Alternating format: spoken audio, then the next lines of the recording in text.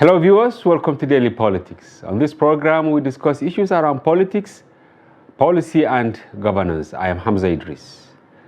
The legal team representing Atiku Abubakar, the presidential candidate of the People's Democratic Party in the 2023 election, has requested that the Code of Conduct Bureau cease its investigation into a petition filed against their client by Festus Keyamo, the Minister of State for Labor and Productivity. In a letter to the Bureau dated April 7, the Chief Counsel, Professor Mike Ezokome, argued that the matter is currently being heard in the Federal High Court in Abuja, and therefore it will be inappropriate for the CCB to take any action that could undermine the court's authority and integrity. Ezokome stated that Keyamo's action could be viewed as contempt of court, and urged the Bureau to advise and direct Keyamo to pursue his pending litigation against Atiku to its conclusion. And elsewhere, Senate President Lawan has emphasized the need for capacity building for the members of the incoming 10th National Assembly to enable them to deliver efficient and effective service. He called for provisions for capacity building for new members of the 10th Assembly and its aides to achieve their set goals and targets. He stated this while receiving the 2020, 2021, and 2022 annual reports of the National Assembly Service Commission, where he highlighted the high turnover rate of members and how it has cost the Assembly in terms of capacity, experience and skills. He urged the National Assembly Service Commission and the management of the National Institute for Legislative and Democratic Studies to provide more resources for capacity building for incoming members and staff. And on our main topic of discussion tonight, although Bola Tinubu of the All Progressives Congress was declared the winner of the 2023 presidential election, concerns have been raised about his inability to secure 25% of votes in the Federal Capital Territory.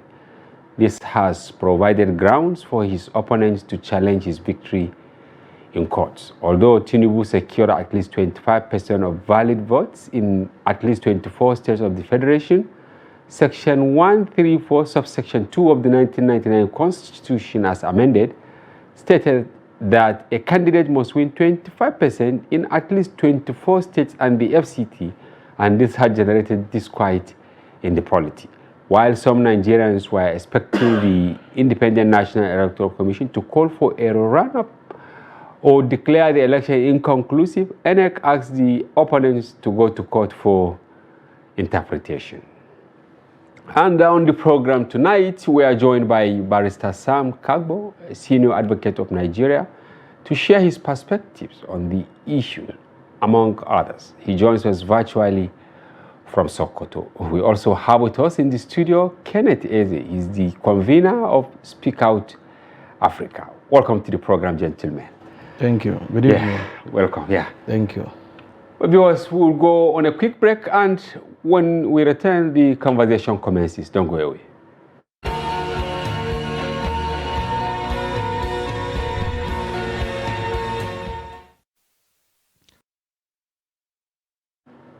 Yeah, Mr. Kenneth, maybe we'll start with our tidbit, the first one. Keyamo's people in the court, Atiku, they are saying that CCB should not listen to Keyamo. I remember the cases around Achimugu, or what do they call him? Yeah, somebody. Yeah, that he claimed Atiku has some corruption cases and all that. Is this actually a pre-election matter or post-election, or where do we situate it? I believe, though I'm not a lawyer, a lawyer, of course, barrister will still wait shed light. for the senior advocate. But from my own view, as a layman's knowledge, that the way the learned people, the lawyers see us, for me, I would say we cannot put all the hands, all the fingers into the mouth at the same time. There are cases already going on, the litigation against that. Why that is going on, I wouldn't imagine when we have, multiple, of cases. Yeah.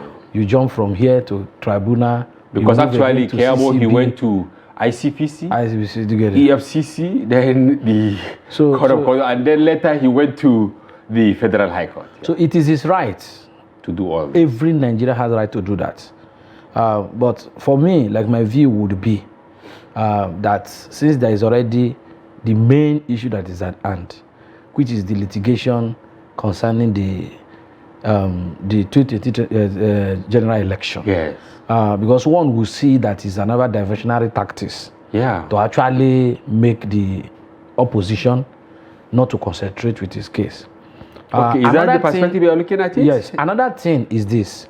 The senior advocate of Nigeria will know better when it comes up.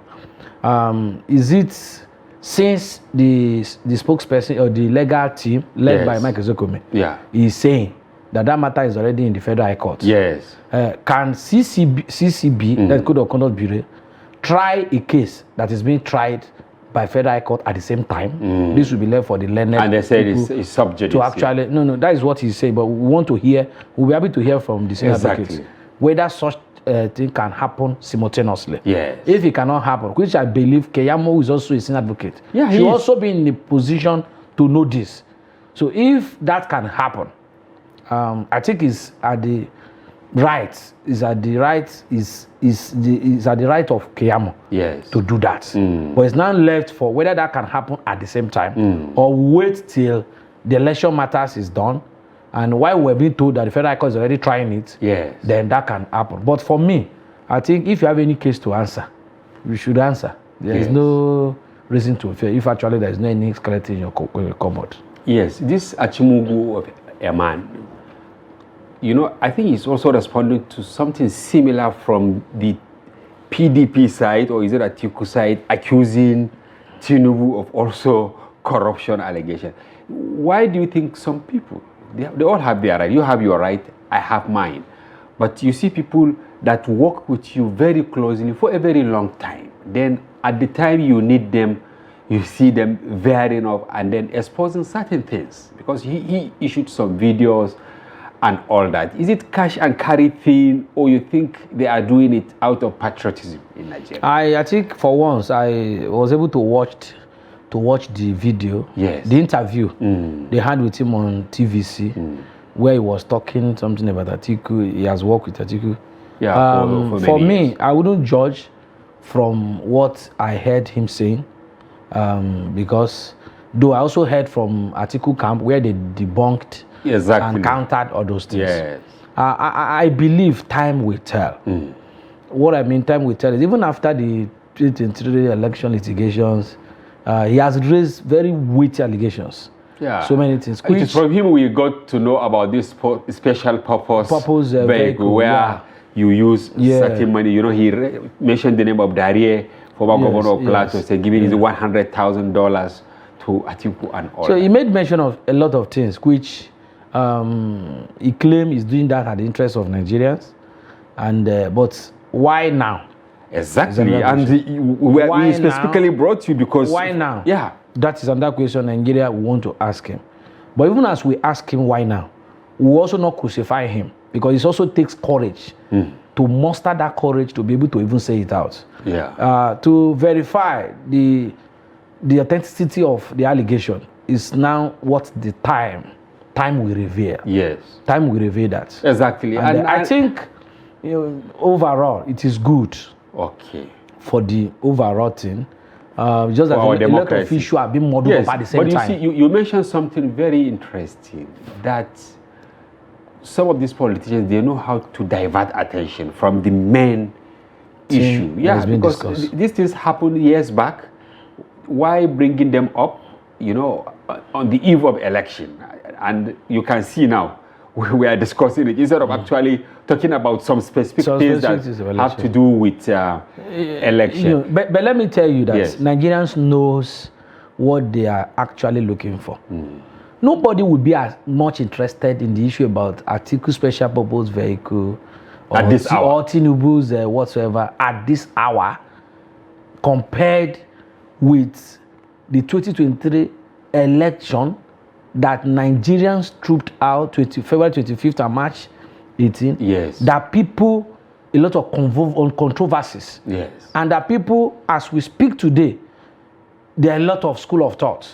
People are saying, who is going to be there, who's not going to, a lot of things peddling. Yeah. So nobody, the politicians for now, for once, I think they failed on that part. Yeah. Because nobody, no Nigerian will be giving his attention to that much as we are talking about the election. We are talking about some state as we speak. It's yet to be declared. Yes. So this is not, it's not like when we get the money, it's not even that the one we've recovered, that they've accounted for it. Yes. The money, we've recorded so much money, but what we just hear is this one was recovered, and that is all. All right, thank you. Barrister, welcome to the program. And if you can hear me, the question I ask Kenneth here in the studio is on the call by Atiku and PDP for the Code of Conduct Bureau to actually sack the petition by Keyamo because the case is being heard at the Federal High Court. And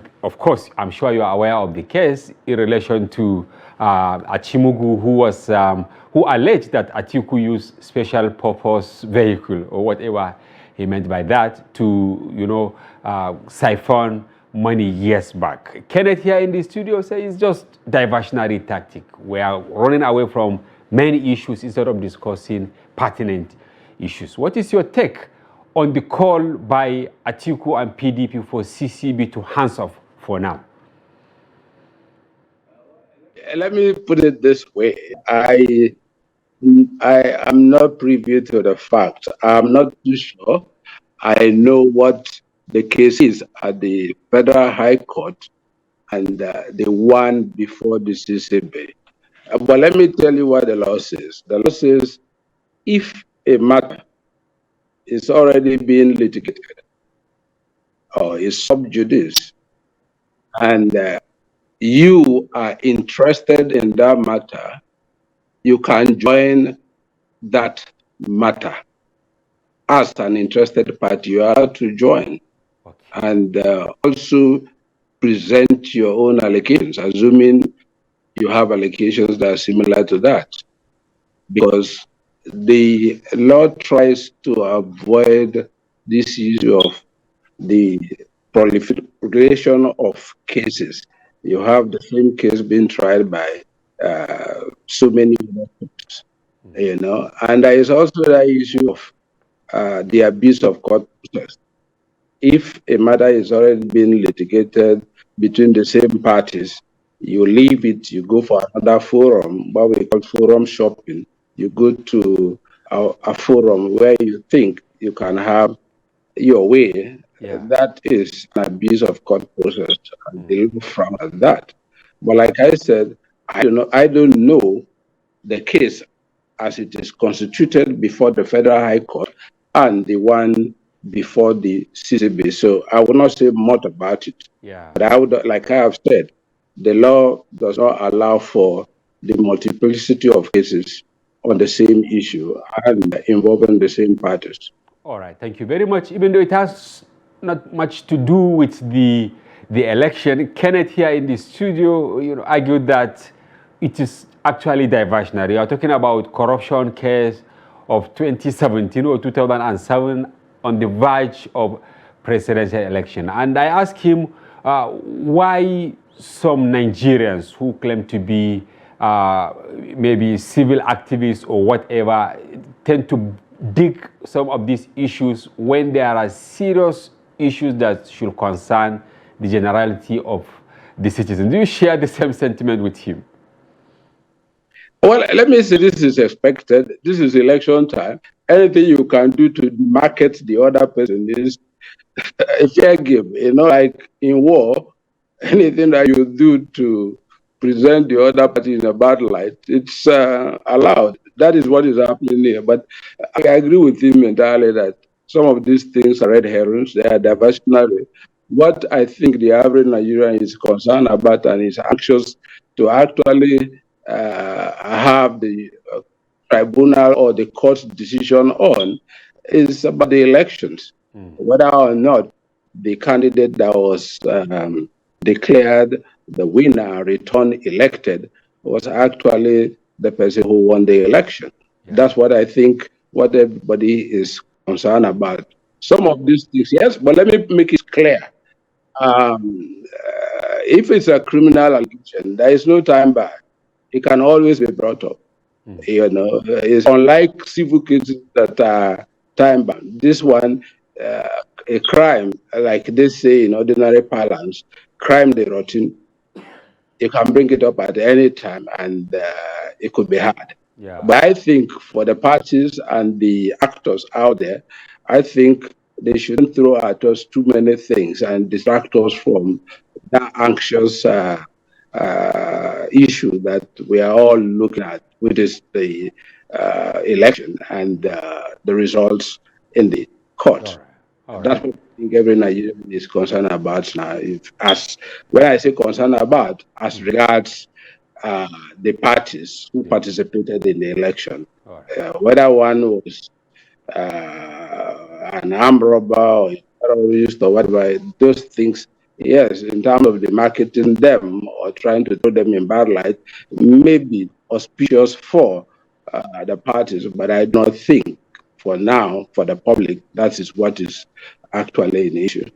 I think we should go to the meat of the case, which is who won. He has been declared as the winner, and the other parties say, oh, no, you didn't win. And let us wait and see if they have evidence to disprove the declaration and return by INEC. So well and good. If they don't, well, they wait for the next 4 years. All right, thank you very much. It seems often I try to establish a nexus between this case and what is happening to Donald Trump in the US. We do not need for us to drag the conversation. Yeah. The other issue which I wanted to talk briefly is the call by the Senate President for training of new legislators and their aides. That Nigeria is spending a lot of money. Less than 40 senators are going back. All the rest are new. How can we get it right? Because I know you are interested in things like that.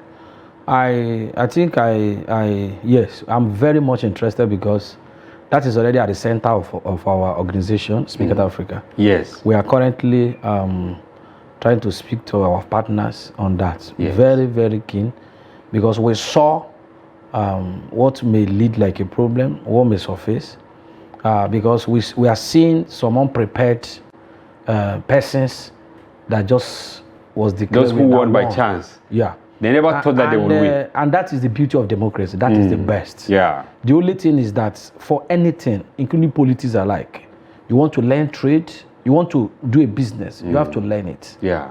You want to be a tailor, a fashion designer, you can't just wake up and buy a machine and start sewing. It's just because in this part of the world, they've made politics as something you just wake up with people who has no career before now, who just find themselves there and will refuse to leave. But don't you think even if these sets are trade, after 4 years, they will also be wiped out of the... Training them is to have an impactful legislative years or period for the Nigerians that have chosen them. The question you should be asking: But how do you maintain them in the legislature if they are doing well? Is but for them to do well and live up to expectation of those that voted them, so that the electorate will give them another chance. Because the question you should be asking, and ask the Senate President, when he say 40% of, what happened to the 60%? Did they do well and Nigeria refused to vote for them, or do you want us to reinforce failure? Yes. The new Nigeria is different. It's no longer what it used to be. Yes. You know, when we used to say it before now, to lord it over people. The civil society are just making noise. The youth, young people are just making noise. We saw so many governors who could not go back. And if not for the things, the controversies, the little things that happened that characterized the election, by now, I am telling you, you will not have more than 10% that will return. But because the truth is that our leaders has failed the nation. Thank you very much. Yes. Barrister, while you are at liberty to say a word or two on this attrition in the National Assembly, we are moving to the main topic of the day, which is Section 134 of the Constitution of the Federal Republic of Nigeria. On, a candidate, Section B, he has not less than 1/4 of the votes cast at the election in each of at least 2/3 of all states of the Federation and the Federal Capital Territory, Abuja. What does this mean in the eye of law?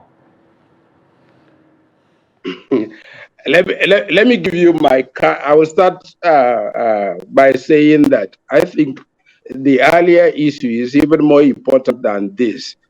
The one on the so-called interpretation of Section 134 is, to me, one of the most bewildering sort of reasoning of recent. But let me say one or two, like you've said. You've given me the opportunity to say one or two about the high turnover of our legislators. Yes, go ahead. I think the reason is principally because they ascribe to themselves some duties that they were not supposed to ascribe to themselves. That of contract given and some executive functions.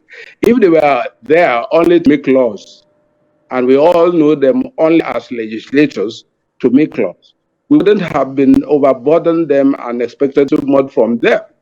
Because I do not think the problem of this country is that of lawmaking. The laws are there. They've been making the laws. The only place that perhaps I think they are failing is in, what would I call, the oversight of the executive. They give the executive too much of license, whereas they were supposed to be the buffer between impunity and the rule of law. But they failed in that aspect. And if they don't return, that's the only reason why I would say good luck to them. But like I said, much of this turnover has to do with this fact of this turn by turn too. In their own villages or in their own constituencies, there is always that feeling that, oh, you've had your turn, you've had your turn, because they see it as what? A money-making thing. It's an economy. They see you as a poor man yesterday, coming back now being the rich man, and so they want some other person too to take over from you. It's not so much about personal assessment as to whether you're a good or bad person. In some other place, it's the rule of the thumb that you can't go more than 2 terms. And like the Senate president said, it's at the high cost, because you are training them with public money to make laws. And we need to have very good laws and a very good functioning and effective judiciary. They have to have what? A bucket, deep bucket of what? 6 cents. But this idea of turning in and out, by the time they come the next 1 or 2 years, they are learning the ropes. By the time they are sitting down to business, another election is coming. Exactly.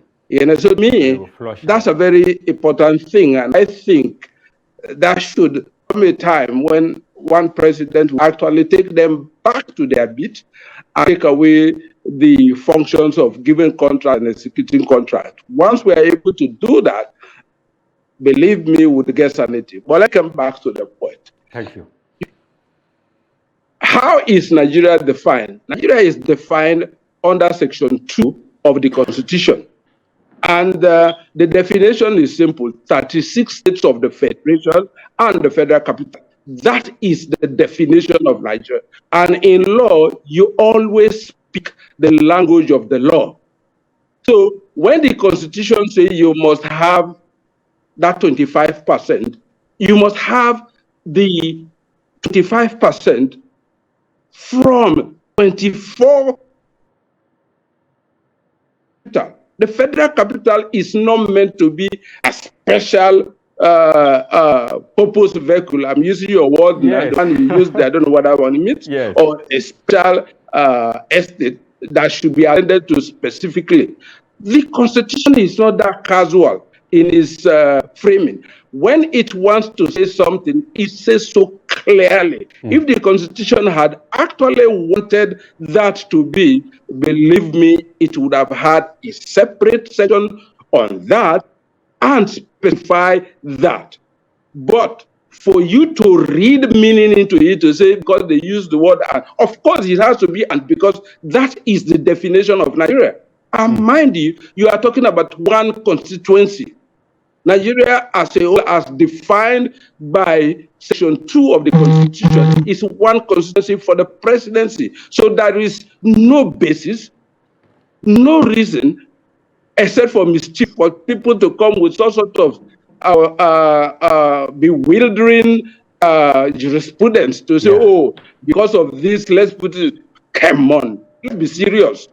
This is about the life of Nigeria. You now say, oh, the fate of Nigeria is now going to be decided by a federal capital territory, a territory that is imposed on the other states for convenience, which is just an administrative territory. It now becomes what? So, in categorical terms, what you are saying is that all those political parties, including Labour Party, PDP, so that they are saying the election should be cancelled, they are not correct. The Court of Appeal, the Supreme Court, gives its time on that, more than a paragraph, then I would say they are in a Christmas mood. But I can assure you here, like I've always assured you on all the issues that are before the Supreme Court, take it again from me. The Supreme Court will not spend its time on it because what? It's a non-issue. Wow. Simple. If you've gotten the required number, you don't need the FCT because what? It is from among those 36 and 1 that you need the number that will give you the presidency. So INEC was right on that, and I would just think that people are just what? Trying to cut straws on maybe drowning people looking for some form of a circle. But to me, that is bewildering. That's just my thought on it. All right, Kenneth, you have had the senior advocate of Nigeria talking from the eye of law, right? Are you on the same page? I was in fact, I was begging that I would just chip in just a little thing on this. Okay. He has spoken as an authority. Yes, as the senior advocate of Nigeria who has, joined in many cases. And for me, I'll be speaking as a layman. Yes. Two things I will say. One is that INEC chiefly contributed to this mess that we are. How? I'm coming. Okay. Before the election, a senior advocate of Nigeria, Olisa Abakoba, yes, I can remember vividly, beckoned on INEC, called INEC, you are the electoral umpire. Yeah, you dish out, you are like CBN to banks, NNPC to the oil sector. He said, please, can you come out, it's on record, and tell Nigerians and the player categorically what INEC, so that when you take a decision, yes, people will not, even if they are still going to go to court, you now know that that is a different case. Yes. Seriously, the civil society beckoned on INEC. INEC did as if they did not hear. Are you making reference to the issue of uploading of results? No, okay. I'm making it to the matter we are discussing. Okay, the FCT. SAN. Yes. Yeah, he said they should interpret this. But is it the responsibility of INEC to interpret that? No. INEC gives guideline. Okay. It's not that court will be bound by okay, to say it categorically in the guideline that if you win in 24, not trouble. Before the election, before the match, this is when we don't know who is going to win. Yes. This is when we don't know what is going to happen. Yes. So what does it take, INEC? You are the chief, you are the umpire. Yes. You release guidelines, you release rules, judicial rules. So you should be specific. So on what ground did INEC return the person they returned today? It was on the ground that they took a decision. So why can't you tell Nigerians and the players beforehand? And especially when senior advocate Rizabokoba called on INEC to do clear air on this. The man was a prophet. He said it's going to cause serious issue. That is why, it's painful because we are just spending our time on what we shouldn't spend our time. What does it take? What would it have taken INEC? To speak out. To speak and say, using the name of your organization. This is what we are going to use. It's like marking scheme by a lecturer. Yes. So that when you are even going to court, there's no problem. INEC remained taciturn, remained quiet, silent, did not say anything. Yet you later took a decision.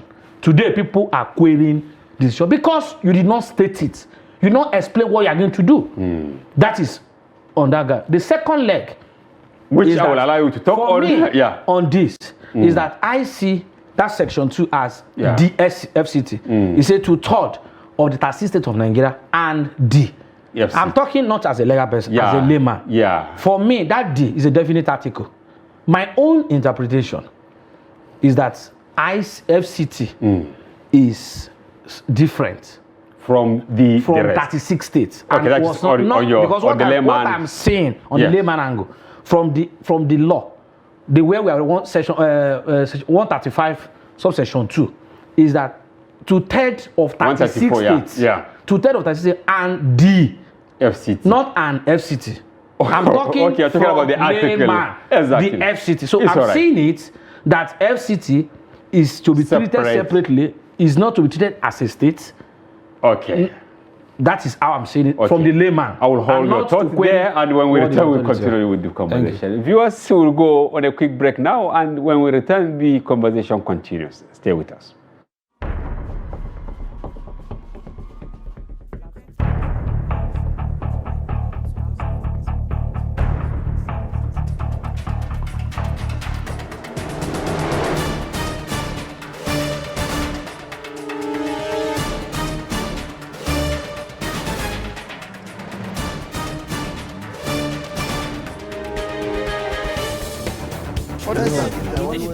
That's great. It's good to see you.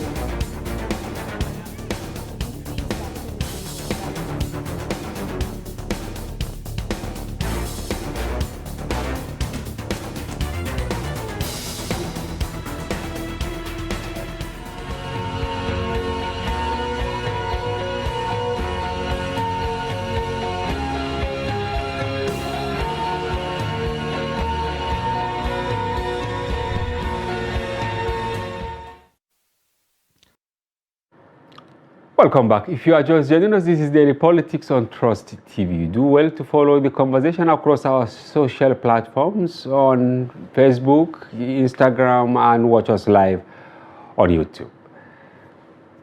I still have Kenneth Eze, who is the convener of Speak Africa, right? Speak Out Africa. Speak Out Africa, yeah. And we have Barrister Sam Kagbo, a senior advocate of Nigeria, who joins us virtually from Sokoto. Barrister, before we went on break, Kenneth read something for us, actually, the layman. He said the article D there is actually something that differentiates the states and the FCT. Assuming they said an FCT, clear. But that article D is like saying for you to be declared president, you must also win in the FCT. You must get that 25%. Can you shed light on this so that some of us, the laymen, will understand the meaning of that article? I did not study English language. I am not in a position to go into a definite article or indefinite article. But like I said, Nigeria is defined as 36 states and the federal capital. That is how it is defined. When you say, what is Nigeria? That should be your answer. Okay. It cannot say 36 states and an FCT. No. It is 36 states of the federation and the federal capital. That is the definition of Nigeria. And the presidency is about what?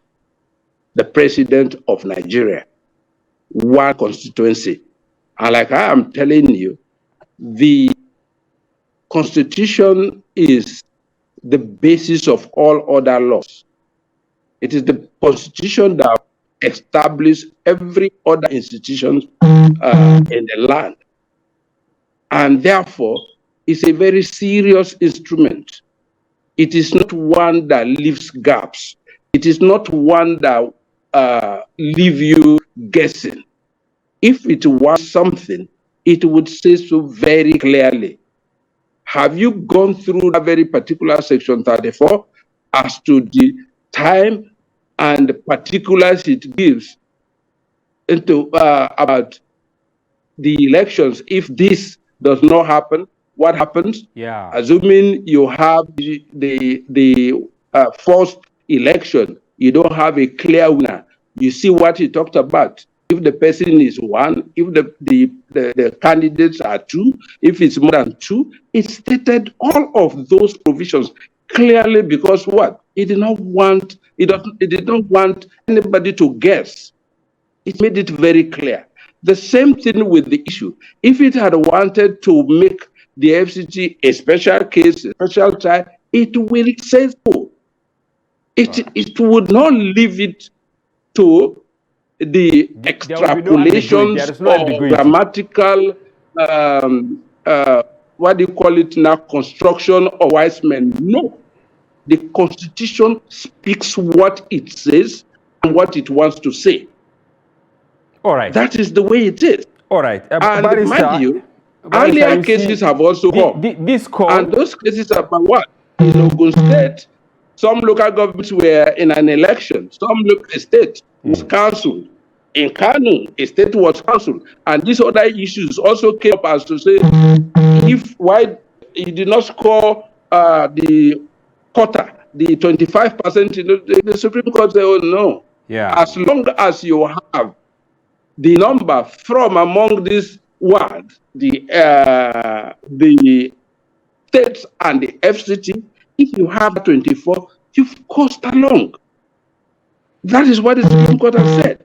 All right. The other issue I want to raise with you. Why would we now start thinking to say if you have 100% of the vote in all the 36 states of the Federation and you do not have 25% of Abuja, you are not a winner? Seriously? All right. The other issue I want to raise with we are you talking about is the people's mandate, the people's vote, yes, subjected to what? PDP and Allied People's Movement, APM, and then Action Alliance. They are all challenging Tinubu's victory based on this. But the other issue that all of them also raise is that the election was marred by irregularities, non-compliance with the use of beavers to accredit and upload results. Yeah, and then rigging in 11 states. Now, yeah, and that is the allegation by Labour Party. Now, what will you say on this issue of uploading the result using IREF and then accreditation using beavers? Are these enough grounds for these political parties to upturn the outcome of the election? Accreditation is fundamental. It's a must because it's part of the election. Okay. And you must use the beavers. If you do not use the beavers, that election, wherever it is conducted without the beavers, that election will be cancelled. All right. So on the issue of the beavers, I am saying that is very fundamental, very, very necessary. But let's talk about where does the election end? You have processes before the election, during the election, and after the election. Elections are conducted at the polling units. That is where you have elections. And that is where you declare results. You do not return a winner at the polling unit, but you declare results there. And the other layers that cascade into the declaration and return are only what? Collators of the result at the polling unit. So the only necessary and most important aspect is what happened at the polling unit. Okay. If you have evidence of any irregularities or any non-compliance that actually affected the results of the election at any polling unit, you have your day. And definitely that particular polling unit, the election that would be voided and the votes cancelled. Yeah. The issue of the IREF is post-election. After you would have declared the results, you have issued the results, you have entered the results in the electoral form, the result form, which is EC8A, either A or A1 or A2, depending on the election, you give each party a copy, because each party is supposed to have what? A candidate at the election. So after you announce the election, you've counted, you've announced the election, and you've given the parties the elections there, the posting of the election to the IREP is for the integrity, yes, of the process, so that those who do not have the opportunity of going around the country and did not have the opportunity and couldn't have been in all the polling units could, on the click of a button, cross-check and see the results are there being what? Uploaded, and thereby have a gauge. Wow. You understand? Yes. But the non-uploading of the election result into the IREF, I can tell you, cannot, I will never nullify an election. Because what? The election has been concluded substantially. Assuming you don't have any complaint about the election from the beginning to the announcement of the results, and all you want to go and tell a tribunal or the Court of Appeal is that the results were not uploaded on an IREF, I can tell you for free, take it from me, you will not have your day. Wow. But if you have evidence that indeed beavers were not used, indeed there was overvoting, indeed the election was marred by any form of irregularity, and you can prove it, I can tell you, you would have your day. All right. Because the law says the election must be conducted substantially in accordance with what provisions of the Electoral Act. Yeah. If you deviate from that and there are any form of non-compliance, and that non-compliance in itself substantially affected the result in terms of the numbers of the candidate that you credited to the candidate, then of course you have a case. And that is why the Electoral Act says this: an election can be questioned after the declaration and return of a candidate. You have the opportunity to go and challenge it on the basis of what? Undue return. What constitutes that undue return? One, the candidate who won was at the time of the election not qualified. Or two, the election was invalidated by what? Corrupt practices or non-compliance. Or three, the person declared and returned as winner did not win the majority of lawful votes cast at the election. Yeah. These are the only questions that the tribunal or the Court of Appeal will listen to. Any other question outside those is a foray outside the jurisdiction of the Court of Appeal or the tribunal. All right. So yes, if you have evidence, you have had son saying, "Yeah, I'm sorry I caught you because I can see Kenneth nodding his head. I will soon come back to you, but I want to have his take." He's talking from the eye of law. I keep saying this, yes. But you are looking at it from propriety, right? Thank you. Like just like you said, he's talking as an authority. Yes. From the eye of the law. Yeah. I will be speaking from the civil society point of view. Yes. We release our reports. The local observers, that is the national observer, and even the foreign observers. And this is the first time there were concurrence reports. What I mean, there were almost all both the national and the foreign observer were the same. This election fell below standard. I was very listening with keen interest. For us,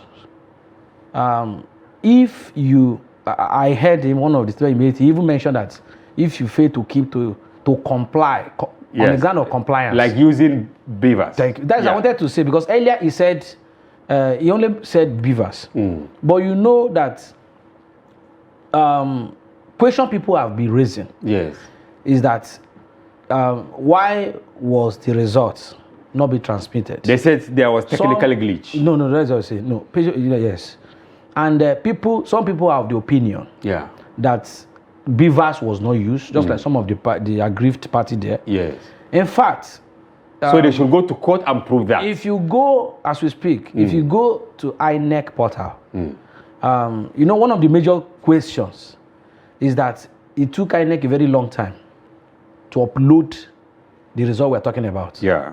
As against what INEC had promised Nigerians, promised the world, promised anybody you can think of. Put it in their own guideline. Yes.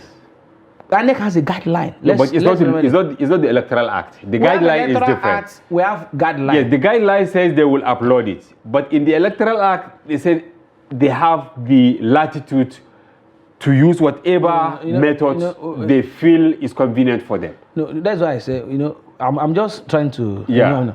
Now, all these things happened, and INEC suddenly did what they decided not to. They said they had technical glitches, and those things will happen. And people even were raising some questions. 2 elections were being conducted, the National Assembly and the presidential.